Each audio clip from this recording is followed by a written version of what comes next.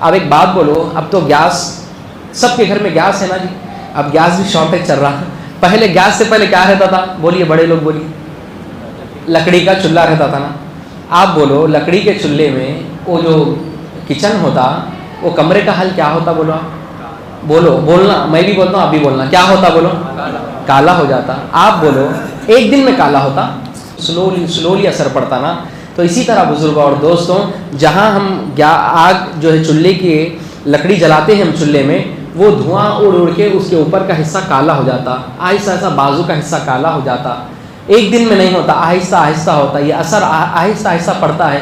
اسی طرح یاد رکھو، انسان گناہ تو ظاہر ہی کر رہا ہے، مگر اس کا کالا پن دل پر آہستہ آہستہ پڑتا ہے، پورا دل کالا ہو جاتا ہے. سمجھانے کے لیے آسان مثال دیا میں آپ کو. اپنے دل کو کالا مت کرو، دل کو صاف بناؤ، کیونکہ اللہ دلوں کو دیکھتا ہے. گناہ تو ظاہر کر رہے ہیں، مگر اس کا اثر کہاں پڑ رہا ہے؟ آپ کے دل پر پڑ رہا ہے، آپ کے روح پر پڑ رہا ہے. سمجھ میں آ رہی بات؟ ایک دو نہیں. اس لیے نیک لوگوں کے ساتھ رہنا، اچھے لوگوں کی صحبت اختیار کرو. اسی طرح بزرگوں اور دوستوں، ایک بہو تھی، اس کو نکاح کر کے ماں باپ دے دیے ایک گھر میں. کس کے گھر میں دیے معلوم؟ وہ بچی تھی عطر والوں کی. ان کے ابا گھر میں عطر بنا کے عطر بیچتے تھے. عطار کی بیٹی تھی. عطر بیچنے والے کو عربی میں بولتے عطار. وہ عطار کی بیٹی تھی. کس کے گھر میں شادی کر کے دیے معلوم؟ قریشیوں کے گھر میں شادی کر کے دی. قریشی کے گھر میں اچھا رشتہ آیا، شادی کر کے دے دیے. اب عطار کے گھر میں روزانہ خوشبو، قریشی کے گھر میں روزانہ چمڑا، گوشت، بوٹی، نلی، اس کی وہ. تو لہٰذا وہ عورت جو ہے بچی بیچاری ناک پکڑ کے کونے میں بیٹھ جاتی. ناک پکڑ کے کونے میں بیٹھ جاتی. 1 مہینہ گیا، 2 مہینے، 3 مہینے گئے. بولے یہ بچی کیا ہے جی، کونے میں بیٹھی ہوئی ہے، بات ہی نہیں کرتی.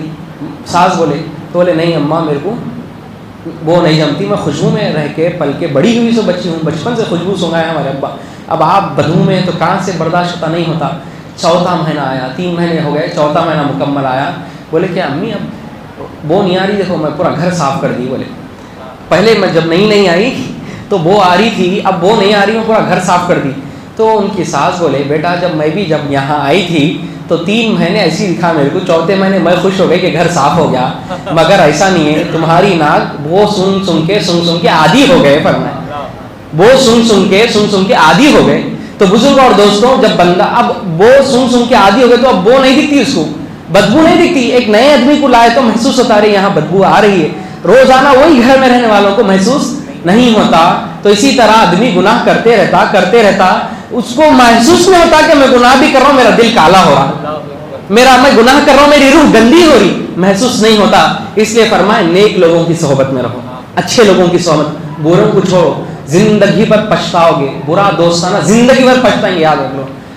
آپ کو بزرگوں سے پوچھو، آپ بڑی عمر کے لوگوں سے پوچھو، بری دوستی بعد کا پچھتاوا ہے. ابھی بری دوستی تو چھوڑ دو،